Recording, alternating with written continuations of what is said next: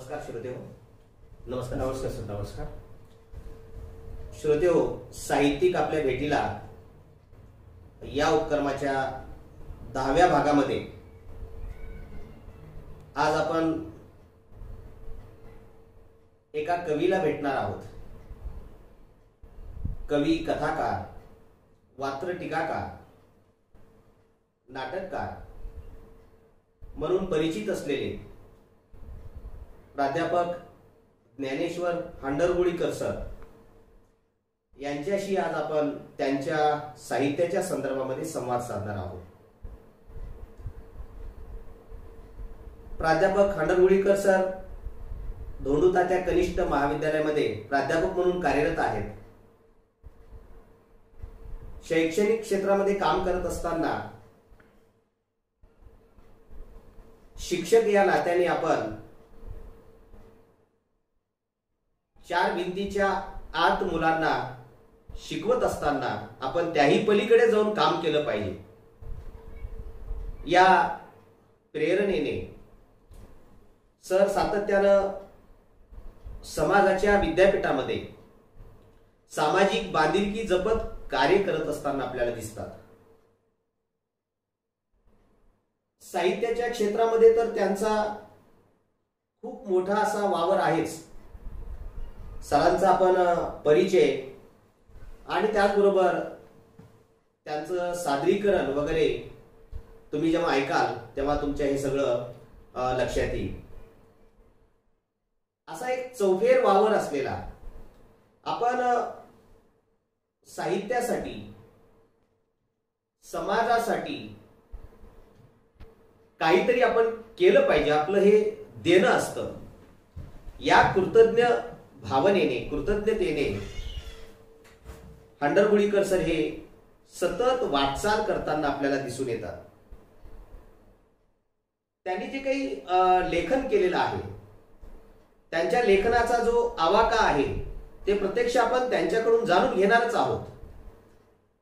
परंतु सातत्यानं विविध दैनिकातून, दैनिक एकमत या वर्तमानपत्राचा एक राज्यस्तरीय उत्कृष्ट कथालेखन पुरस्कार सरांना मिळालेला आहे. विविध वर्तमानपत्रातून, नियतकालिकातून सरांनी सातत्यानं लेखन केलेलं आहे. त्याचबरोबर आकाशवाणी परभणी केंद्रावर देखील त्यांचे अनेक कार्यक्रम झालेले आहेत, व्याख्यान झालेले आहेत आणि विशेषतः त्यांच्या सगळ्या कार्यक्रमाच्या केंद्रस्थानी साहित्य आणि समाज असलेला आपल्याला दिसून येतो. कोरोना काळामध्ये सरांनी एक साहित्याशी निगडीत उत्कृष्ट असा ऑनलाईन उपक्रम राबविलेला होता. लोकशाहीर अण्णाभाऊ साठे यांच्या जन्मशताब्दी निमित्त फेसबुकवर सरांनी जवळपास एक 15 दिवस सातत्याने वेगवेगळ्या लोकांना बोलवून एक साहित्याचं, महामानवांच्या विचाराचं, प्रबोधनाचं काम अगदी निष्ठेनं सरांनी केलेलं आहे. सरांना अनेक पुरस्कार मिळालेले आहेत. खरं तर पुरस्कारांची खूप अशी मोठी यादी आहे. ते मग जिल्हास्तरीय असतील, राज्यस्तरीय पुरस्कार असतील, ज्ञानरत्न पुरस्कार पुणे, उत्कृष्ट काव्य निर्मिती लेखन पुरस्कार कराठी पुणे, यशवंतराव चव्हाण राज्यस्तरीय आदर्श शिक्षक पुरस्कार, मी आताच तुम्हाला सांगितल्याप्रमाणे एकमतचा पुरस्कार, राष्ट्रीय लोकसेवा पुरस्कार, साहित्यरत्न अण्णाभाऊ साठे राज्यस्तरीय उत्कृष्ट वाङ्मय पुरस्कार, महात्मा फुले राज्यस्तरीय आदर्श शिक्षक पुरस्कार, भारतरत्न डॉक्टर बाबासाहेब आंबेडकर राष्ट्रीय फेलोशिप पुरस्कार नवी दिल्ली, असे कितीतरी पुरस्कार आहेत. खूप पुरस्कार आहेत, खूप मोठी यादी आहे. सरांना, सरांच्या साहित्याला हे सगळे पुरस्कार मिळालेले आहेत. सरांनी आपल्या कवितेचं जे सादरीकरण आहे वेगवेगळ्या संमेलनामध्ये त्यांनी केलेलं आहे.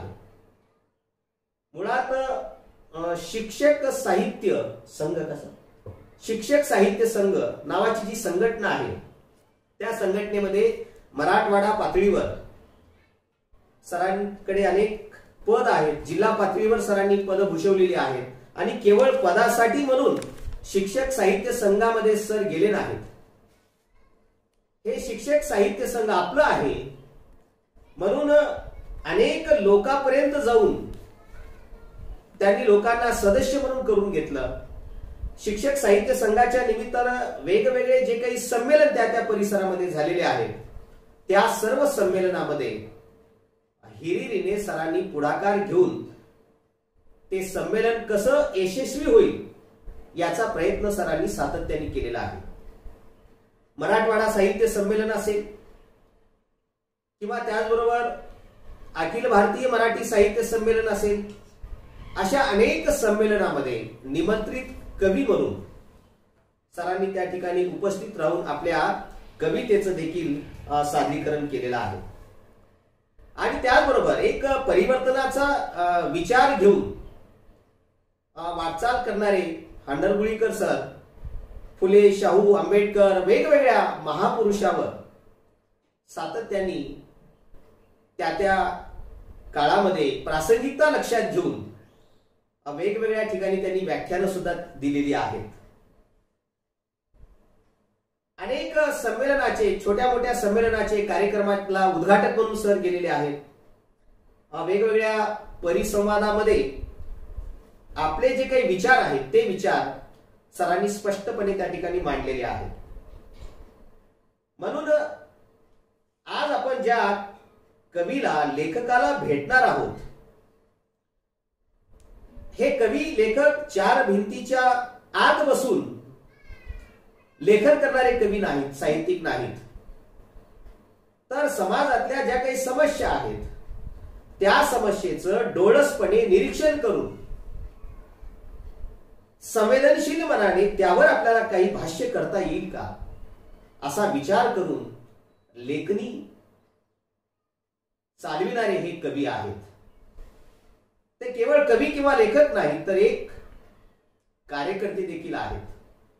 अगदी प्रामाणिकपणे आजही आपण पाहतो, मागच्या 1 महिन्यापासून उदगीरमध्ये जे काही साहित्यिक आहेत त्या सर्व साहित्यिकांचे ग्रंथ एकत्र उदगीरकरांना व बाहेरून येणाऱ्या लोकांना देखील पाहता यावेत, त्यांना ते वाचता यावेत म्हणून प्रत्येक लेखकाला भेटून त्यांचे सगळे ग्रंथ या संमेलनाच्या निमित्तानं सर एकत्र करत आहेत, संकलित करत आहेत. म्हणून या अर्थानं मी असं म्हटलेलं आहे की एक साहित्याचा सेवक, कार्यकर्ता म्हणून सरांची ही जी धावपळ आहे ती धावपळ सातत्यानं चालू असलेली आपल्याला दिसून येते. म्हणून ज्या कवींनी रामभाऊ या टोपण नावाने त्यांनी लेखन केलेलं आहे, त्यांची साहित्य संपदा आपण जर पाहिली तर आपल्या लक्षात येईल. त्यांचा पहिला कविता संग्रह 2001 साली प्रकाशित झाला. 2000 ते 2001 च्या दरम्यान दुरावा नावाचा कविता संग्रह. आणि या कविता संग्रहाला महाराष्ट्र उदयगिरी महाविद्यालयाचे माजी प्राचार्य, एक विचारवंत म्हणून खरं तर महाराष्ट्रामध्ये ज्यांची ओळख आहे असे डॉक्टर नाय डोळे सर यांची प्रस्तावना सरांच्या कविता संग्रहाला आहे. त्यानंतर 2010 साली अविरत नावाचा कविता संग्रह त्यांचा प्रकाशित झाला आणि त्याच्या प्रकाशन समारंभाला आदरणीय डॉक्टर शिवाजीराव जवळीकर सर हे आलेले होते. खूप मोठा असा कार्यक्रम या उदगीरमध्ये झालेला होता. त्याचबरोबर त्यांचा कार्यकर्ता नावाचा कविता संग्रह आहे. मी आता ज्याचा संदर्भ दिलेला आहे, कार्यकर्ता, दिशांत नायक, आहे तसेच आहे, आजची ही जाग आता, अभंग ज्ञानेश्वर हे कविता संग्रह त्यांचे प्रकाशित आहेत. आणि एक महत्वाचा कथा संग्रह सरांचा प्रकाशित आहे. मी आपल्याला हे पुस्तक दाखवू इच्छितो. आळ आणि काळ नावाचा हा कथा संग्रह आहे. हा अतिशय महत्वाचा असा कथा संग्रह. या कथा संग्रहामध्ये एकूण 13 कथा आहेत. 288 पृष्ठाचा हा कथा संग्रह आहे आणि जवळपास 7 राज्यस्तरीय पुरस्कार सरांच्या आळ आणि काळ या कथा संग्रहाला मिळालेले आहेत. प्रस्तुत कथा संग्रहाला अतिशय महत्वाचे जे कथाकार आहेत मराठीतले आदरणीय योगीराज वाघमारे सर, कथाकार समीक्षक यांची दीर्घ अशी प्रस्तावना सरांच्या आळ आणि काळ या कथासंग्रहाला आहे. आणि या कथासंग्रहाच्या मलपृष्ठावर 89व्या अखिल भारतीय मराठी साहित्य संमेलनाचे जे अध्यक्ष आहेत, पुणे येथे झालेल्या साहित्य संमेलनाचे अध्यक्ष आदरणीय डॉक्टर श्रीपाल सबनीस सर यांची पाठराखण या कथासंग्रहाला आहे. आणि ही पाठराखण लिहित असताना सरांनी जे लिहिलेलं आहे त्यातले एक 4 ओळी श्रोते मी आपल्यासाठी वाचून दाखवतो. जिवंत व्यक्तिरेखा, अस्सल मराठवाडी ग्रामीण बोलीभाषा, समर्पक निवेदन शैली, बहुसांस्कृतिक माणसांचा गोतावळा, महापुरुषांच्या कर्तव्याची जाणीव, संविधान सुसंगत राष्ट्रीय भूमिका या गुणांच्यामुळे आळ आणि काळ मधील कथा एकूणच दलित कथेचे वर्तुळ भेदून माणुसकीच्या गहिवरात रमतात. बहुजनातील ब्राह्मण्यवाद या कथाकाराने उजागर केल्यामुळे पारंपरिक दलित कथेला नवे वळण देण्याचे श्रेय या कथाविश्वाला द्यावे लागेल. म्हणूनच गाव मातीच्या गंधाने बांधील असणाऱ्या प्राध्यापक ज्ञानेश्वर हंडरगुळीकरांचे अभिनंदन करणे माझे सांस्कृतिक कर्तव्य ठरते. सरांनी हा जो अभिप्राय दिलेला आहे की सरांनी कथा लिहित असताना की एखाद्या गोष्टीकडे पाहत असताना माणसाने माणसाप्रमाणे वागलं पाहिजे. माणुसकी हे अतिशय महत्वाचं मूल्य आहे. मानुष्यता हे महत्वाचं मूल्य आहे आणि तेच मूल्य डोळ्यासमोर ठेवून सरांनी लेखन केलेलं आहे. अशा पद्धतीचा एक अभिप्राय डॉक्टर श्रीपाल सबनीस सरांनी या ठिकाणी दिलेला आहे. काही अप्रकाशित असे ग्रंथ आहेत सरांचे. काही ग्रंथाचं काम चालू आहे, काही ग्रंथ प्रकाशनाच्या वाटेवर आहेत.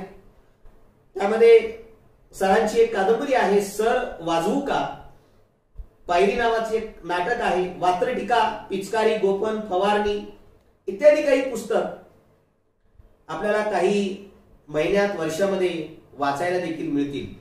सरांचं त्यावर बरंच काम झालेलं आहे. तर असा एक कार्यकर्ता, कवी, लेखक आज साहित्यिक आपल्या भेटीला या उपक्रमामध्ये आपल्याशी संवाद साधणार आहेत. सर, हा जो उपक्रम आहे या उपक्रमामागची एक प्रयोजन असं आहे किंवा उद्देश असा आहे. उदगीर मधले साहित्यिक, अनेक साहित्यिक खूप दर्जेदार लेखन करतात. त्यांच्या अनेक साहित्याला, कलाकृतीला वेगवेगळे पुरस्कार मिळालेले आहेत किंवा महाराष्ट्र राज्य साहित्य संस्कृती मंडळाचे देखील पुरस्कार मिळालेले आहेत. पुरस्कारपेक्षाही निष्ठेनं ते लेखन करतात हे फार महत्वाचं आहे. कारण वेगवेगळे साहित्य संमेलन जेव्हा शहरामध्ये होत असतात तेव्हा अशा पद्धतीनं लेखन करणारे जे साहित्यिक आहेत ते देखील त्याला तितकेच कारणीभूत असतात. कारण साहित्याचं जे पर्यावरण आहे, वातावरण आहे, ते आपल्यासारख्या वेगवेगळ्या साहित्यिकामुळं त्या शहरामध्ये, त्या परिसरामध्ये निर्माण झालेलं असते. म्हणून उदगीरचे साहित्यिक हे लोकांपर्यंत पोहोचले पाहिजेत, हे प्रयोजन या उपक्रमामागचं आहेच. आणि उदगीरमध्ये हे जे संमेलन होऊ लागलेलं आहे, अखिल भारतीय मराठी साहित्य संमेलन, या संमेलनाच्या निमित्तानं आपल्याला उदगीरच्या काही साहित्यिकापर्यंत आपल्याला जाता आलं पाहिजे, त्यांच्याशी संवाद साधता आलं पाहिजे.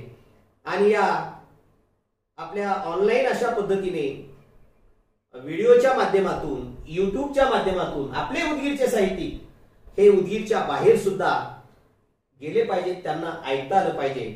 हे दुसरं प्रयोजन आहे. आणि तिसरं प्रयोजन, आपल्या उदगीरच्या अनेक साहित्यिकांचं जे लेखन आहे ते अभ्यासक्रमामध्ये समावेश आहे.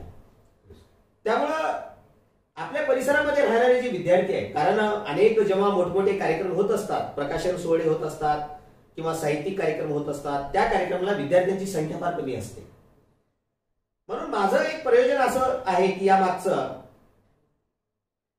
या विद्यार्थ्यापर्यंत आपण या ऑनलाईनच्या पद्धतीनं युट्यूबच्या माध्यमातून आपण विद्यार्थ्यापर्यंत पोहोचलं पाहिजे आणि पोहोचण्यासाठी हा एक मार्ग आहे.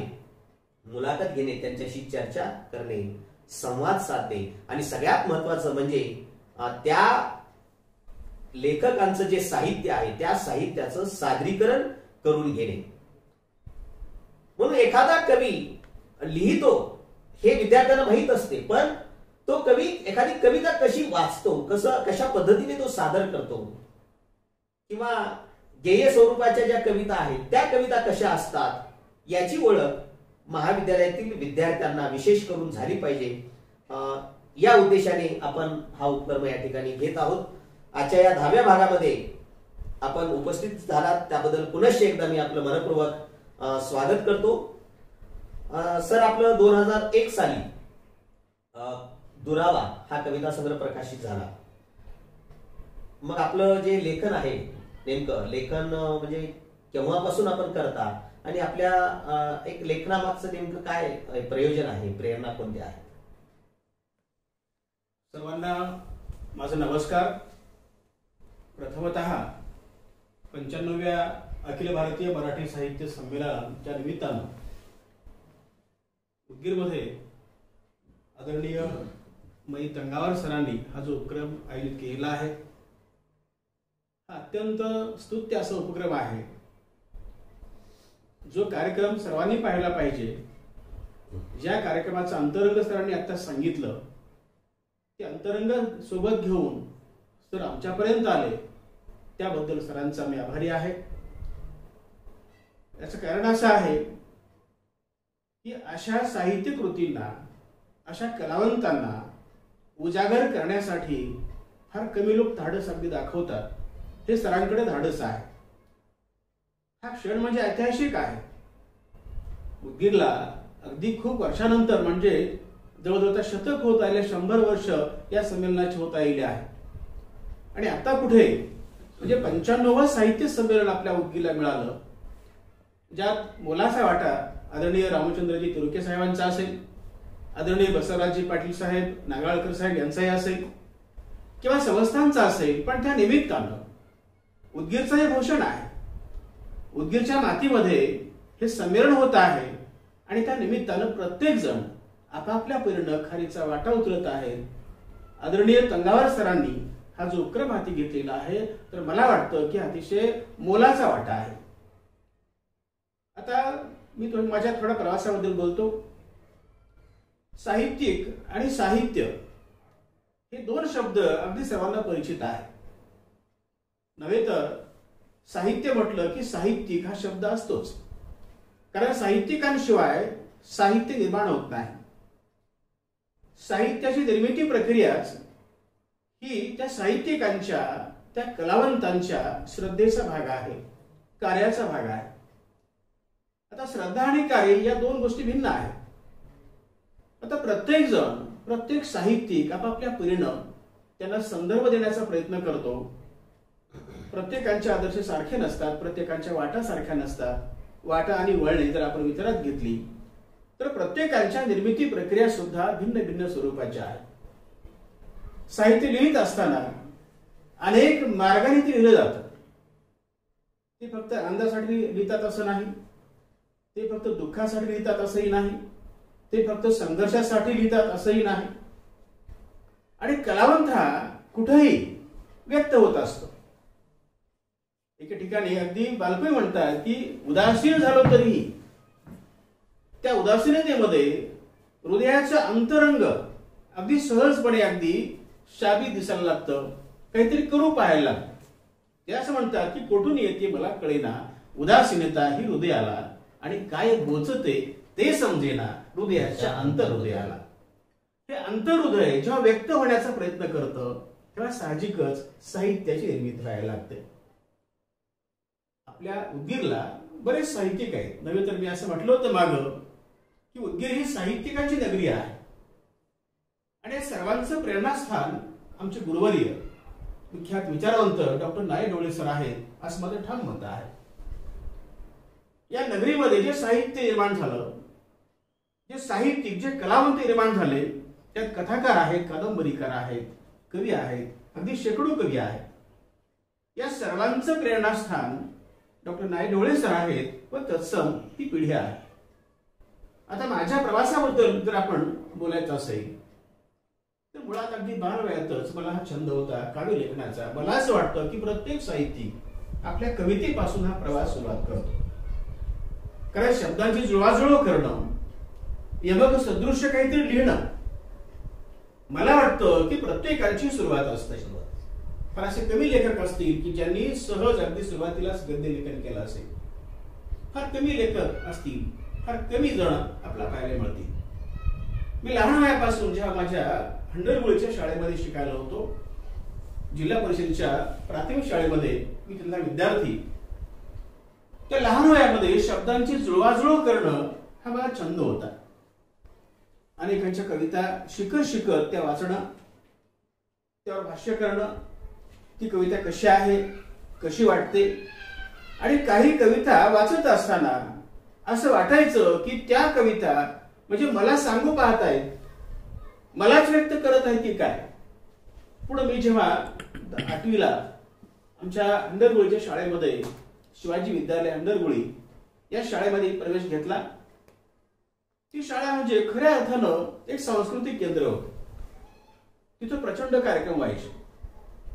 विशेष म्हणजे बाहेरचे कलावंत तिथं बोलावले जायचे, ज्यात कवींचा समावेश असायचा, व्याख्याते असायचे आणि बरीच जण, अगदी रंजकथा असायची, प्रबोधन असायचं. या सगळ्या मार्गांचा लाभ घेण्याचं काम अगदी आमचं विद्यार्थ्यांचं असायचं. आणि विद्यार्थी हा चाणाक्ष असतो, ज्याला जे आवडतं ते लगेच घेतो. आणि मलाही असं वाटायचं की आपण हे जे आपण कविता ऐकत आहोत, त्या कलावंतांच्या ज्या रचना आपण ऐकत आहोत, त्या रचना आपणही करू शकतो. त्यातलं यमक, त्यातला आशय, त्यातली अर्थपूर्णता आपल्याला पण जमवू शकते. अगदी त्याच वयामध्ये सर तुम्हाला आश्चर्य वाटेल, मी 8वीला असताना एक गीत लिहिलं होतं. 8वीला असताना, अगदी 14 वर्ष वय असताना अण्णाभाऊंचं अमर झेंडा गीत अण्णाभाऊंसाठी लिहिलं होतं मी. अण्णाभाऊंची जयंती करत असताना अगदी त्या वयामध्ये अगदी 10 ते 15 मिनिटाच्या आत मी ते गीत लिहिलं होतं. पण त्या काळात जे माझे गुरुजी होते, त्या काळात गणपतराव डावळे नावाचे माझे गुरुजी होते, मनियार सर होते. मी माझ्या रचना, माझ्या त्या 4 ओळी त्यांना दाखवायच्या आणि शाबासकी मिळवून घ्यायची. हळूहळू तिथला प्रवास अगदी मोठा झाला. तो खऱ्या अर्थाने उदयगिरीमध्ये. उदयगिरी खरं म्हटलं तर विद्येचं माहेरघर आहे. पूर्वी होतं, आजही आहे आणि उदयगिरी आहे. आणि त्या काळातले डॉक्टर नाई ढोळे तिथले प्राचार्य होते. उदयगिरी म्हटलं की त्या काळात एवढे कार्यक्रम व्हायचे उदयगिरीमध्ये. वादविवाद मंडळ असेल, वाङ्मय मंडळ असेल, नाट्य मंडळ असेल, अगदी भरगच्च कार्यक्रम असायचे. संमेलन असेल आणि मग संमेलन असेल आणि आम्ही आमच्या ज्या कला आहेत त्या कलाही प्रकट करायचो. साहजिकच हळूहळू माझ्या रचना वाढत गेल्या. आणि साहजिकच गंमत अशी की त्या महाविद्यालयाचं भीतीपत्रक माझ्या ताब्यात आलं. त्या भीतीपत्रकावर मी साहित्य लिहायचं, तिथं डकवायचं, चिकटवायचं आणि मग मिरवत राहायचं. साहजिकच त्याच काळामध्ये मी वर्तमानपत्राशी जोडला गेलो. त्या काळातलं माझं पहिलं वर्तमानपत्र दैनिक महिला एकजूट, जे सगर सर चालवायचे, व्यंकट सगर सर. मग त्यांना मी माझ्या रचना अगदी दाखवू लागलो. लगेच ते घ्यायचे, तर लगेच ते स्वीकारायचे आणि मग वाहवा करायचे. अरे वा, काय छान लिहितोस तू, खूप छान लिहितोस, तुझे जे साहित्य असेल ते आमच्याकडे पाठव, आम्ही त्याला प्रसिद्ध करू म्हणायचे. आणि साहजिकच हा छंद असा वाढत गेला. तिथे हिबारे सर होते, मनोहर हिबारे सर. मी त्यांना माझ्या रचना दाखवायचो, अगदी तोंड भरून कौतुक ते करायचे, म्हणायचे वाचत जा, ग्रंथालयात बस. मी तासंतास ग्रंथालयात बसायचो. पुढे अगदी 11वी ते MA पर्यंत तिथला मी विद्यार्थी मराठीचा. आणि समाजशास्त्र मॅडम म्हणाल तर अगदी बसवेश्वर महाविद्यालय लातूरचा विद्यार्थी, डबल PE चा विद्यार्थी. उदयगिरीमध्ये जेव्हा 12वी नंतरचा वर्ग सुरू झाला, माझे गुरुवारी Mulate sir, गिमेकर sir, Prabhune sir, साधू सर हे माझे गुरुवारी, बस्के सर माझे गुरुवारी. त्या पिढीमध्ये मी एवढे कार्यक्रम पाहिले की त्या कार्यक्रमांनी माझ्यातला लेखक वाढवला. मला मोठं गेलं खरं तर. यशवंत साधू सर अजूनही आठवतं मला की मला पहिल्यांदा त्यांनी परभणीच्या अखिल भारतीय मराठी साहित्य संमेलनात पाठवलं. माझी पहिली कथा मी त्याला दाखवली आणि सरांना म्हटलं की सर मी कथा लिहिली आहे, पहा बरं कथा कशी आहे.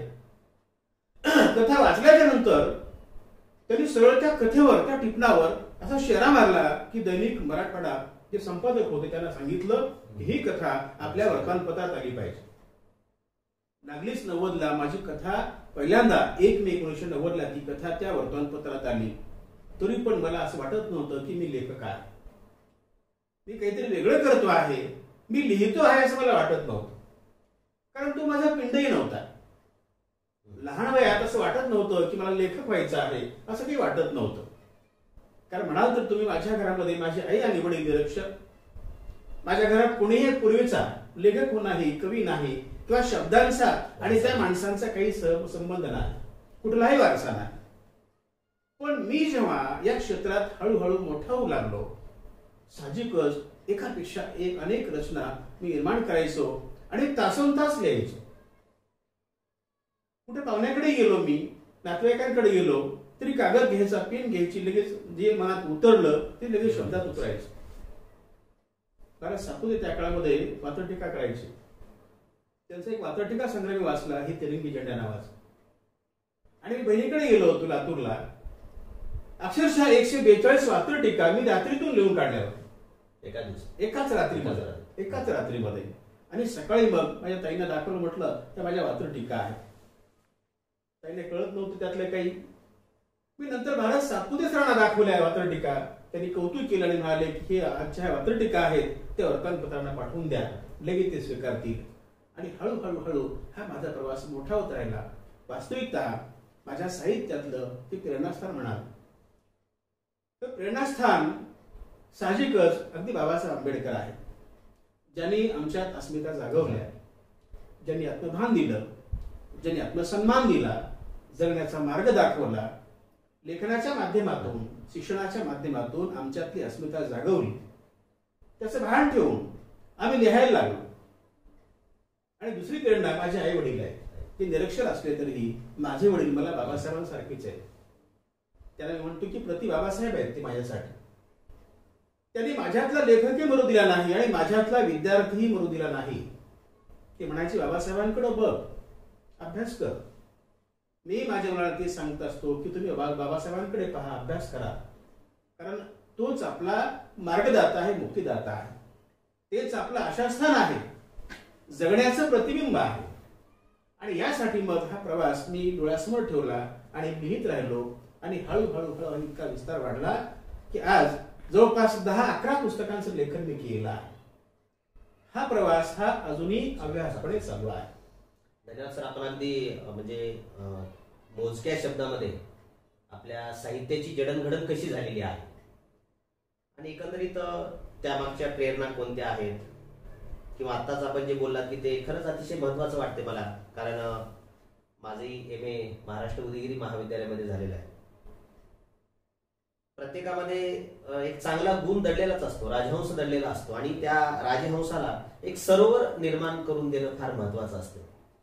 महाराष्ट्र उदयगिरी महाविद्यालय, त्या महाविद्यालयातील प्राध्यापक असतील, संस्था चालक असतील, सगळे लोक अतिशय निष्ठेनं, म्हणजे विद्यार्थ्यांना आपण त्या ठिकाणी एक सरोवर निर्माण करून दिलं पाहिजे या पद्धतीने ते काम करत असतात. म्हणून अनेक साहित्यिक या महाविद्यालयातून, अनेक लेखक, अनेक सामाजिक कार्यकर्ते आणि सगळ्यात महत्वाचं म्हणजे एक माणूस म्हणून त्या महाविद्यालयातून अनेक विद्यार्थी बाहेर पडलेले आहेत. त्या संदर्भात आपण विस्तारानं या ठिकाणी भाष्य केला. सर, आपल्या ज्या कविता आहेत त्या कवितेचं सादरीकरण आपण घेणारच आहोत, पण तत्पूर्वी आपण जे पुस्तक म्हणजे लिहिला कथासंग्रह, खरं तर या कथासंग्रहाची चर्चा खूप झालेली आहे, आळ आणि काळ. तर श्रोत्यांसाठी या कथासंग्रहाची निर्मिती प्रक्रिया किंवा या कथासंग्रहातले जे काही विषय आहेत ते विषय नेमकं कोणते आहेत आणि तुम्ही लिहित असताना नेमकं, कारण सगळ्या दीर्घ कथा आहेत, त्यांना कशा पद्धतीने तुम्ही वेळ वगैरे दिला, थोडंसं आपण श्रोत्यासाठी स्पष्ट करावं अशी विनंती करतो. अतिशय जिव्हाळ्याचा प्रश्न विचारला तुम्ही. खरं तरी हे पुस्तक मी माझ्या वडिलांना अर्पण केलं आहे, परंतु निर्मिती प्रक्रिया जर म्हणाल्या पुस्तकांची तर महाविद्यालयीन जीवनामध्ये मी बघाशी उल्लेख केला उदयगिरी महाविद्यालयाचा. या उदयगिरी महाविद्यालयात असतानाच यातल्या बऱ्याच कथा अगदी बाहेर आलेल्या आहेत. त्यातली आवड नावाची कथा 1990ला ज्यांचा उल्लेख आता मी केला. पण खऱ्या अर्थानं हे पुस्तक, हा कथासंग्रह जो आकारास आला तो 2020च्या लॉकडाऊनच्या काळामध्ये. त्याचं सगळं श्रेय जातं माझ्या पत्नीला, सो प्रणिता अंडरगुळीकर यांना जातं. आता वास्तविकतः त्या माझ्या पहिल्या वाचक आहेत. मी काहीही लिहू सर, कथा असो, कविता असो किंवा कादंबरी असो, नाटक असो, कोणतंही पान असो, मी त्यांना दाखवायचो, त्या कौतुक करायच्या. तर लॉकडाऊनच्या काळामध्ये मला खूप वेळ मिळाला आणि मी ज्या कथा पूर्वी लिहिल्या होत्या डोक्यात असा विचार आला की आता वेळ आहे, आता पण त्याला आपण अगदी पूर्ण रूप आपण देऊयात. आणि मग ज्या कथा मी अगदी पूर्वी लिहिल्या होत्या, काही अर्धवट होत्या, त्या कथा मी पूर्ण केल्या आणि त्या कथा मी अगदी सर्वांच्या समोर मांडल्या. काही कथेचं पुनर्लेखन वगैरे हो आहे, केलं. विशेष बाबाशी की आदरणीय श्रीपाल सबनीस सर, जे 89व्या अखिल भारतीय मराठी साहित्य संमेलनाचे अध्यक्ष होते, बहुचर्चित अध्यक्ष, सरांना त्या कथा पाठवल्या आणि त्यांनी मग सुंदर अशी पाठराखण केली. आदरणीय योगीराज वाघमारे सर यांनी सुंदर अशी प्रस्तावना लिहिली. आता ही कथा, हा जो कथासंग्रह आहे त्याचा अंतरंग थोडक्यात सांगतो. म्हणजे नेमकी कथा काय आहे. मी परिवर्तनवादी लेखक आहे, मी रंजकतेसाठी लिहित नाही. मी असं म्हटलेलं आहे की काही लिहावं साहित्यिकांनी, परंतु त्यात माणूस हा केंद्रस्थानी असला पाहिजे.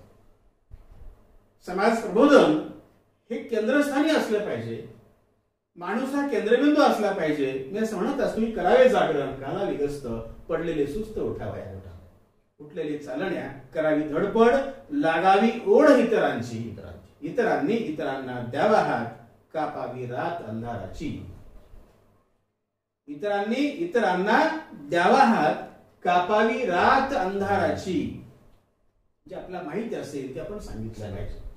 आपण शिक्षक आहोत, विशेषतः सुज्ञ आहोत. शिक्षक हा शिल्पकार आहे, प्रत्येकाला माहिती आहे. आणि शिक्षकांच्या पोटात भाकर असो नसो त्यांनी आपलं कर्तव्य राखलं पाहिजे. यासाठी आपण ती कर्तव्यनिष्ठता आपण जागण्याचा प्रयत्न करत असतो. आता निमित्तानं, पुस्तकांच्या निमित्तानं, शिक्षणाच्या निमित्तानं मला जे आपलं भान आलं, या सगळ्या कथा अगदी परिवर्तनाचा आरसा आहे. या सत्य कथावर आधारित आहे. यातले मी पाहिलेलं आहे, नव्हे तर भोगलेला आहे. आवर कथेतला तो माझा मित्र बापू नावाचा मित्र, माझा वर्गमित्र आहे, जो आपल्या 26वी महाविद्यालयाचा विद्यार्थी आहे. तो कॅन्सरग्रस्त होता, तो वारला. मी जे पाहिलं लहानपणापासून, ज्याच्या सोबत राहिलो, ते दुःख मला अगदी टोचत राहिलं. ते कुठेतरी बाहेर आलं पाहिजे, कुठेतरी सांगितलं पाहिजे. मी उदयगिरीमध्ये शिवाजी महाविद्यालयामध्ये 26वी महाविद्यालयामध्ये अगदी पदर पसरून भीक मागितलेली आहे. त्या मुलांना वाचवण्यासाठी मी पैसे गोळा केले आहेत. ती कथा आवड नावाची कथा आहे. अशा अनेक कथा इथं आहेत. पण जी कथा मी तुम्हाला सांगतो आहे, शीर्षक कथा जी आहे, मला जे आवश्यक वाटतं, आळ आणि काळ नावाची कथा.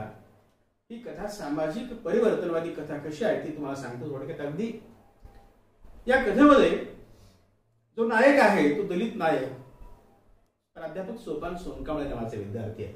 तो खेडेगावाचा विद्यार्थी आहे, नंतर प्राध्यापक होतो. तो दलित आहे, एका गावात राहतो. त्या गावात भटके विमुक्तांची संख्या अधिक आहे. आता भटके विमुक्त हे सुद्धा मागासवर्गीयच, दलित हे मागासवर्गीयच. पण त्या दोन जातीचं अंतर एवढं वाढलेलं असतं की एक जात दुसऱ्यांचा द्वेष करायला लागते. भटके विमुक्त दलितांच्या हातचं पाणी पित नाहीत, त्यांना अस्पृश्य म्हणतात. खरं तर दोन्ही अस्पृश्य. धर्मशास्त्राच्या भाषेमध्ये हे सगळे अस्पृश्यच आहेत. पण एक जात दुसऱ्या जातीला कनिष्ठ लेखते आणि मग आपलं वेगळेपण सिद्ध करण्याचा प्रयत्न करत असते. पण यात आळ हा जो विषय आहे आणि काळ हा जो विषय आहे सर, फार महत्वाचा विषय आहे. कथा अशी आहे की हा जो सोपान सोनकांबळे आहे, कथेचा नायक असेल, त्याचे वडील गावातल्या दिगंबर सोनवणे नावाच्या एका पोलीस पाटलाच्या घरी नोकरीचे गडे, सालगडे. आणि त्या काळात प्रचंड जातीयता आहे.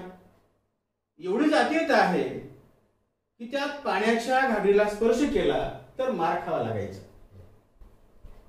दिगंबर सोनवणे आणि त्यांचे भाऊ रामराव सोनवणे, दोघात वैर आहे, हाडवैर आहे.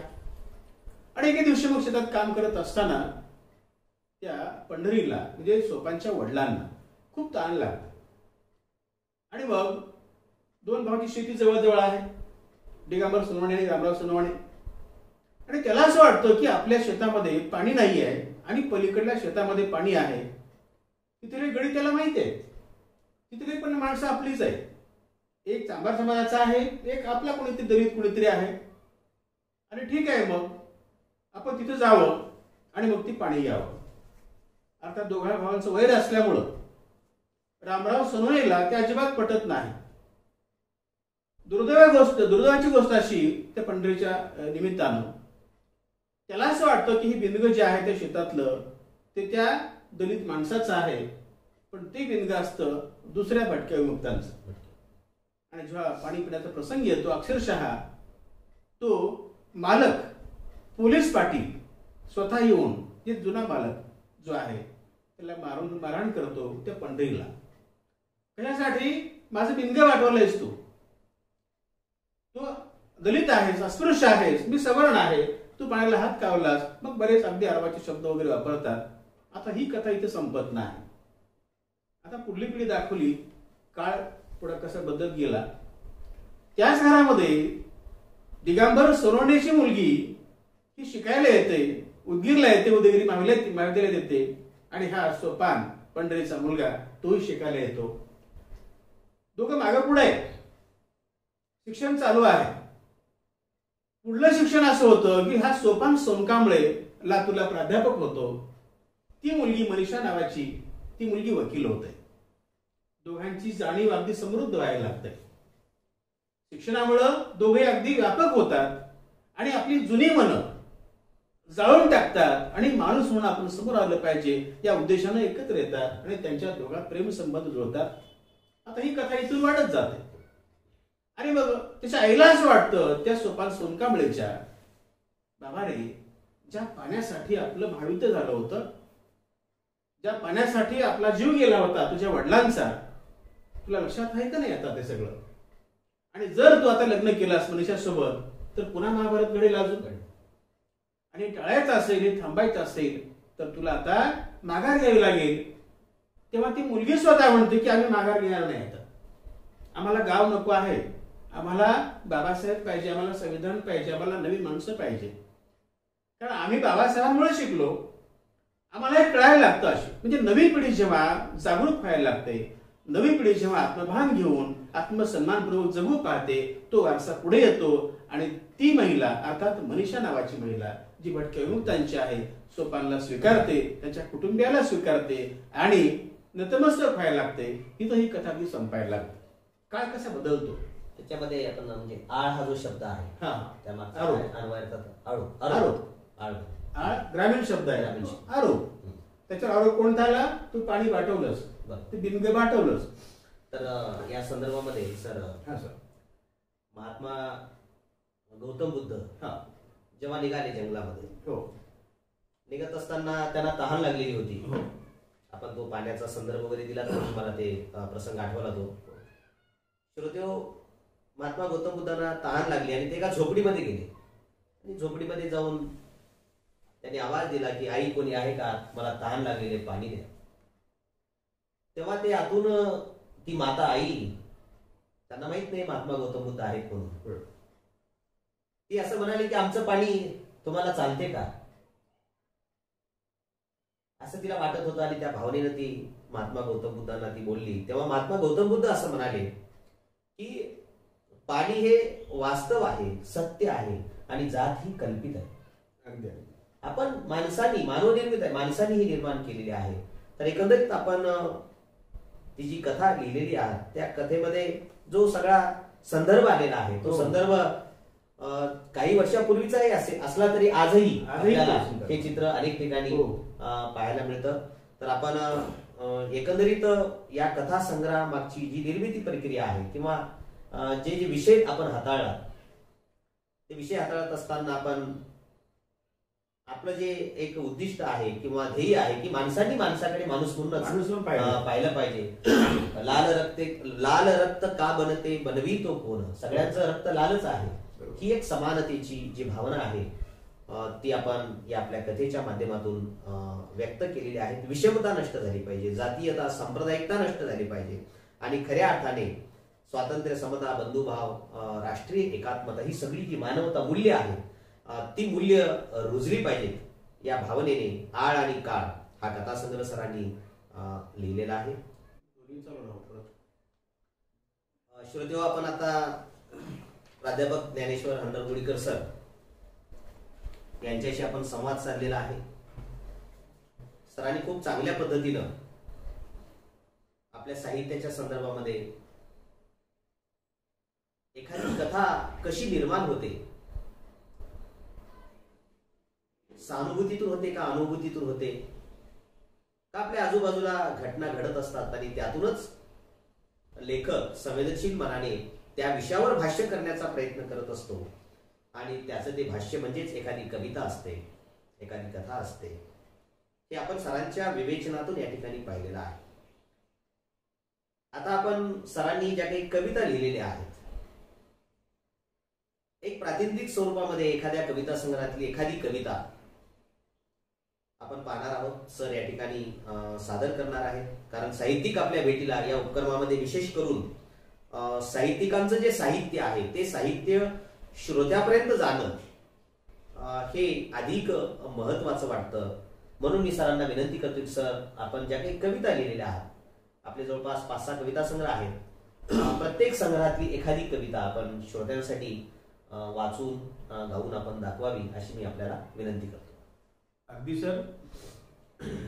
रसिक हो, मी खरं तर खूप कविता लिहिल्या आहेत, परंतु सर्वच्या सर्वच कविता मी इथं सादर करू शकत नाही.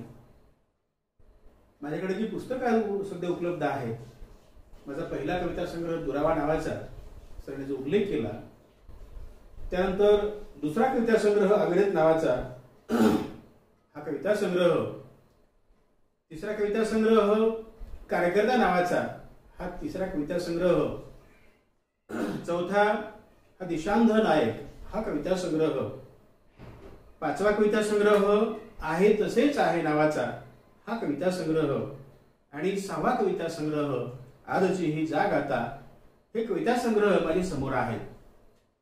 तर सर्व कविता संग्रहातल्या कविता मला खूप आवडतात, कारण मी निर्माता आहे. साहजिकच प्रत्येक कविता मला आवडते, परंतु प्रत्येक कविता मंचावर सादर करता येत नाही. काही कविता गद्यप्राय आहेत, काही गेय आहेत. बांधवांनो, बऱ्याच कविता मी अगदी अखिल भारतीय मराठी साहित्य संमेलनात अगदी सादर केलेल्या आहेत. मग चिपळूणचं साहित्य संमेलन असो, अगदी बडोद्याचं, गुजरातचं असो, या सगळ्या संमेलनामध्ये मी ज्या कविता अगदी घेतलेल्या आहेत त्या कविता अगदी प्रातिनिधिक स्वरूपात अगदी तुमच्यासमोर मांडणार आहे.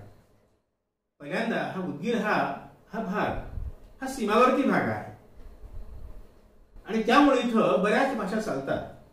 तशी मराठी चालते, तशी तेलुगू आहे, कानडी भाषा चालते, उर्दू भाषा आहे, बऱ्याच भागात हिंदी भाषा सुद्धा आहे, तेलुगू भाषिक आहेत, तेलुगू भाषिक तर अधिकच आहेत. आणि हा जो अगदी प्रांत आहे सर्व भाषांनी समृद्ध असा प्रांत आहे. आणि मी उदगीर तालुक्याचा मूळचा हंडरगुळीचा आणि भरीसभर माझी सासूरवाडी निलंगा तालुक्यातली अगदी सीमावर्ती भागातली कासार बारकुंजा नावाचं गाव, जे बसव कल्याणपासून अगदी 4 किलोमीटरच्या अंतरावर अगदी तो सीमा भाग लागतो. हे सांगण्याचं कारण असं आहे की त्या कुटुंबातली जी कानडी भाषा आहे ती कानडी भाषा मी पाहिली. मला कानडी भाषा येत नाही, परंतु पत्नीच्या अनुषंगाने तो संपर्क आला. मग कानडी भाषा, तेलुगू भाषा किंवा ज्या इतर भाषा आहेत ज्या उदगीरच्या परिसरात चालतात त्या सर्व भाषांवर मी खूप प्रेम करतो. परंतु त्याही अगोदर मी मराठी आहे, जन्मतः मराठी आहे, कार्याने मराठी आहे आणि त्यामुळं मराठीवरचं प्रेम मी अभंग कसं राहील यासाठी मी अगदी शेवटपर्यंत प्रयत्न केला आहे. आणि मी तुम्हाला अगदी सहज सांगतो, विनोदानं सांगतो की माझी पत्नी आणि मी, आम्हा दोघांत संवाद चालायचा. आम्ही दोघे म्हणायचो की माझी भाषा श्रेष्ठ. त्या मास्टर ज्ञानात मंगेशकर महाविद्यालयाच्या विद्यार्थिनी फमस शाजिंदे सर त्यांचे गुरुवारी हा त्या कानडी भाषिक होत्या. आणि मग मी म्हणायचो की माझी भाषा श्रेष्ठ आहे मराठी. मग कसं दोघांची भाषा श्रेष्ठ? मग मी सांगायचो, मी म्हणायचो असं नाही, मी सांगतो कवितेतून पार कसं आहे. आणि मी कविता लिहिली, म्हटलं माय माझी मराठी. शीर्षक आहे माय माझी मराठी. बघा, माय माझी मराठी म्हणजे कविता कशी आहे. अगदी सहज पत्नीला उद्देशून अगदी केली ती कविता आहे. सखे माय माझी मराठी, आकाशाचा दीप ग, तुकोबाच्या पालखीचा चांदण्याचा लेप ग. माय माझी मराठी, आकाशाचा दीप ग, तुकोबाच्या पालखीचा चांदण्याचा लेप ग. वाणी माझी सावित्री, जिजाऊंची सावली, आद्य क्रांतिकारकांची हीच माझी माऊली. पाना पानात नटला सखे ग, पाना पानात नटला बाबा शिवांचा प्रताप ग, तुकोबाच्या पालखीचा चांदण्याचा लेप ग. आता आजची वास्तवता मी शेवटी सांगितलेली आहे. श्वास कोंडला ग आज इंग्रजीच्या दारी, श्वास कोंडला ग आज इंग्रजीच्या दारी, कंठ लई दाट लाग दूर गेली वारी. हाक मारी लेकरांना सखे ग, हाक मारी लेकरांना घेयात झेप ग, तुकोबाच्या पालखीचा चांदण्याचा लेप ग. माय माझी मराठी, आकाशाचा दीप ग, तुकोबाच्या पालखीचा चांदण्याचा लेप ग, चांदण्याचा लेप ग. बांधवांनो, ही कविता सादर करण्याचं कारण असं आहे की सीमावर्ती भागामध्ये जे आपलं मराठी भाषिक प्रेम आहे ते जिवंत राहिलं पाहिजे. भाषा टिकली पाहिजे. भाषा शेवटपर्यंत अव्याहतपणे अगदी जिंकलीच पाहिजे. नव्हे तर संत ज्ञानेश्वरांच्या शब्दातलं जे अमृतपण आहे ते कायम टिकलं पाहिजे. आता मी बऱ्याच कविता लिहिल्या. काही कविता लिहित असताना एवढा भावुक झालो सर, कारण त्या कवितेमध्ये माझं जगणं बांधलेलं आहे. त्या कविता माझ्या हृदयाच्या कविता आहेत. मी माझं हृदय उकलत अगदी त्या लोकांना सांगितलेलं आहे. आता खरी तर प्रबोधन या क्षेत्रामध्ये माझ्या रचना असल्या तरीही कवी हा असा अष्टपैलू असतो. अनेक विषय अगदी कवितेचे होऊन जातात. त्याची आई, त्याची बहीण, त्याचे वडील, त्याचा परिसर आणि मग आदर्श वगैरे. आणि मांडत असताना या सगळ्या गोष्टी मी दुसरी कविता अगदी मी सांगितली माझ्या आईवरची कविता आहे, ती कविता सादर करतो आहे. कवितेचं नाव आहे मायेच्या डोळ्यात. माझी माय मला कशी दिसते. धरणावानी मळा, धरणावानी मळा, हरणीवानी मन, सरणावानी धन मायेच्या डोळ्यात. धरणावानी मळा, हरणीवानी मन, सरणावानी धन मायेच्या डोळ्यात.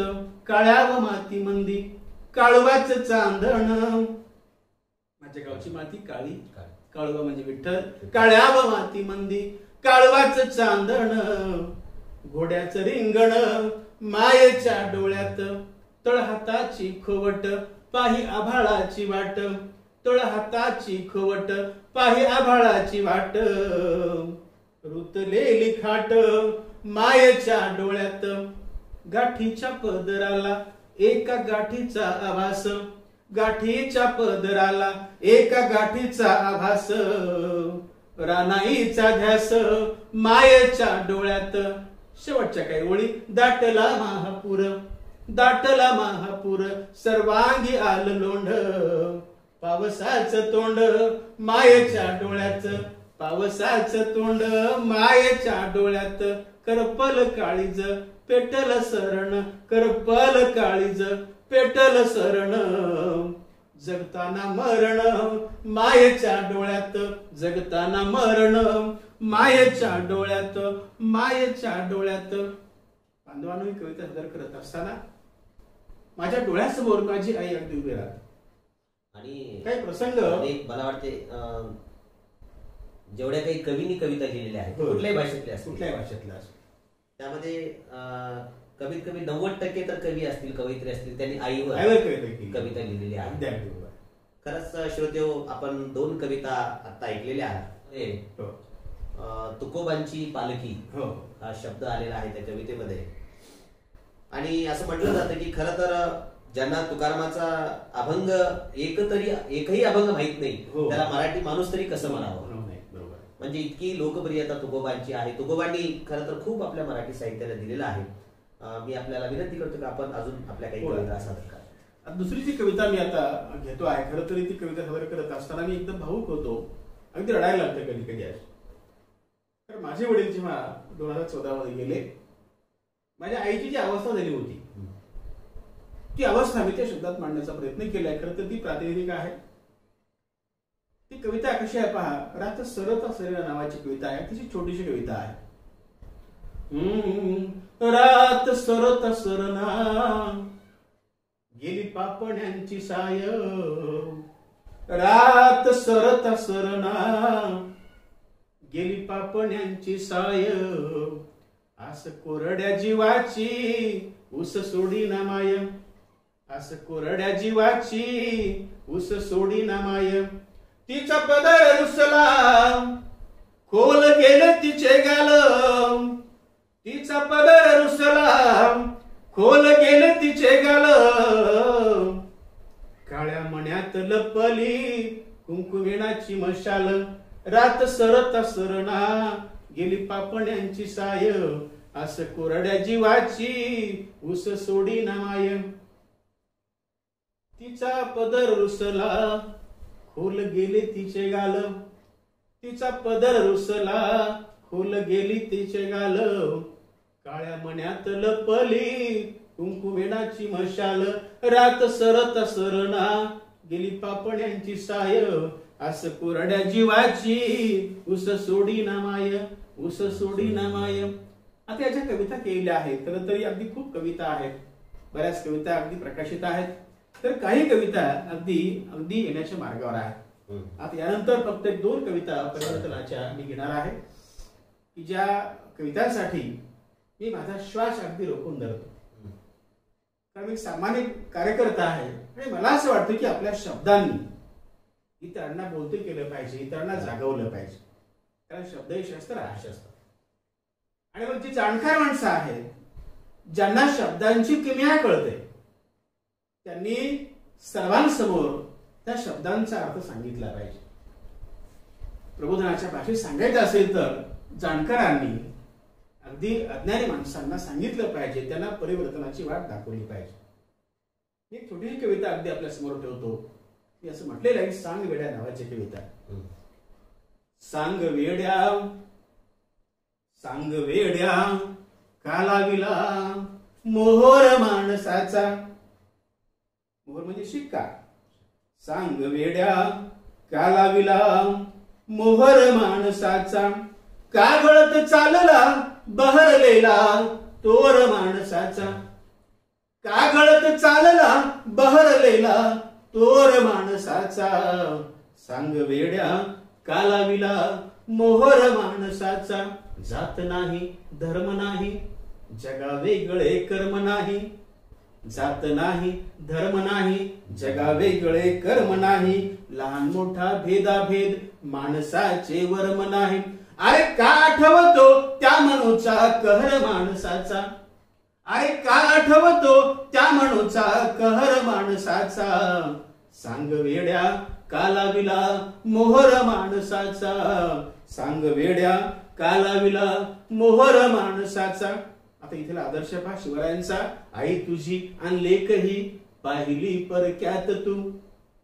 आपला आदर्श मोठा आहे. आई तुझी आणि लेकही पाहिली परक्यात तू, फुले कधी मंदिराची वाहिली दर्ग्यास तू, का पसरतो रक्तात आता जहर माणसाचा, अरे का पसरतो रक्तात आता जहर माणसाचा, सांग वेड्या का लाविला मोहर माणसाचा, सांग वेड्या का लाविला मोहर माणसाचा, का गळत चालला बहरलेला तोर माणसाचा, का गळत चालला बहरलेला तोर माणसाचा, सांग वेड्या का लाविला मोहर माणसाचा, मोहर माणसाचा, मोहर माणसाचा. श्रोते हो, माणुसकीचं गीत गाणारी ही कविता आहे.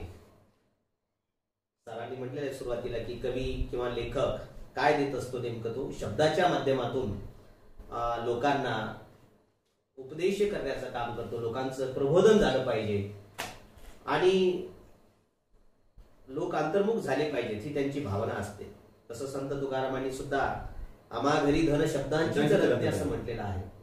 कवी वामन निंबाळकरांनी शब्दांनीच पेटतात घरे आणि दारे, माणसे आणि देश सुद्धा असं त्यांनी म्हटलेलं आहे. कवी नारायण सुर्वेंनी आम्ही नसतो तर हे सूर्य चंद्र तारे बिचारे फिके फिके झाले असते असं त्यांनी म्हटलेलं आहे. कारण या सर्वसामान्य माणसाच्या ज्या वेदना आहेत त्या वेदना खरं तर या कवी व्यक्त करत असतात, साहित्यिक व्यक्त करत असतात, कारण ते संवेदनशील असतात. म्हणून त्या पद्धतीची आपण एक परिवर्तनवादी, समतावादी किंवा मानवतेचा गीत गाणारी अशा पद्धतीची कविता आपण सादर केला. अजून एक शेवटची कविता आपण आपल्या श्रोत्यासाठी आपण सादर. आदर्श कवीचं नाव आपण घेतलं नारायण सुर्वे यांचं. जरी 2 दिवस वाट पाहण्यात गेले, 2 दिवस गेले, हिशोब करतो आहे डोईवर किती उरले उन्हाळे असं म्हटलं. हजारो वेळा चंद्र आला, तारे फुलली, तारे फुले रात्र दोन झाली असं म्हटलं. भागरीचा चंद्र शोधण्यात जिंदगी बरबाद झाली. खरी तर मला नारायण सुर्वे खूप आवडतात. एवढंच नाही, दलित कवीच आवडतात असं नाही. दलित कवितेचं अंतरंग अगदी विस्तारलं. अगदी प्रमोद शिंदे सुद्धा असो, त्यांनी असं म्हटलं की विसर सीमेहून आठवत आठवत येत आहे मास्तर तुम्ही जोडलेलं वर्तुळ कुठं आहे. त्यांनी असं म्हटलं असं आस्थाभोवती माणसं पालवताना मन मास्तर तुमच्या उभ्याच आहेत रेषा भागा करायच्या विषयीच्या. बघा त्यांनी सांगितलं प्रभू शिंदेने, ते काय दलित नव्हते, पण ज्या ज्या माणसांनी हे माणूस पण विस्तारलं त्यांनी असं म्हटलं घाडा माणसाने सांदिली तुम्ही काकुळीत होता, माणूस होता, नागरिक होता, स्वच्छ नीती होता, तुमच्या स्पर्शातून उगत होती माझी कोवळी कांदी, मला अजूनही कळत नाही मास्तर तुम्ही अस्पृश्य कसे होता वगैरे वगैरे. तिचे अंतरंग आहे. आता हा जो लढा आहे हा लढा दीर्घकाळाचा लढा आहे. ही लढाई संपत नाही, कारण ज्या ज्या महापुरुषांनी हे कार्य केलं, हाती घेतलं, ते फार मोठं आयुध त्यांनी वापरलेलं आहे. एक शेवटची कविता घेतो आपला अधिक वेळ न घेता. ही कविता अगदी प्रसंग आपल्या डोळ्यासमोर उभारणारी आहे.